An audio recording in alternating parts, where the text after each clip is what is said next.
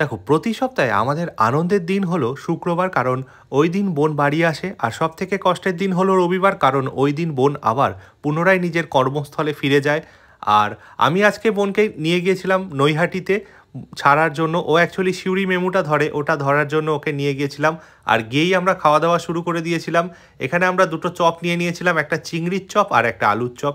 খেতে একদমই ভালো ছিল না, বোন খেলো। এর পরেও আবার আমরা আরও একটা চপ নিয়ে নিয়েছিলাম, সেটা হচ্ছে ডিমের চপ। এইগুলো খাওয়ার পর আমরা বেশ খানিকটা সময় ওয়েট করছিলাম। আজকে আর আমরা বড়মার মন্দিরে যেতে পারিনি। অ্যাকচুয়ালি ভেবেছিলাম ট্রেনটা হয়তো তাড়াতাড়ি ঢুকে যাবে, কিন্তু আমাদের অনেকক্ষণ ওয়েট করতে হলো ট্রেনটার জন্য।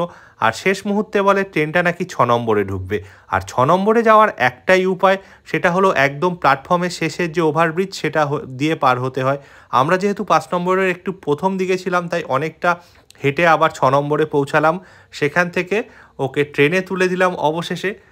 আর অবশেষে সেই মুহূর্তটা আসলো যখন ও টাটা বলে চলে গেল। আবারও অপেক্ষা যে শুক্রবার কবে আসবে, বোন আবার বাড়ি আসবে। এই 3টে দিন যেন দেখতে দেখতে আমাদের কেটে যায়। এরপরে ওকে ট্রেনে তুলে দিলাম, ও টাটা দিয়ে চলে গেল, আর আমিও বাড়ি ফিরে আসলাম।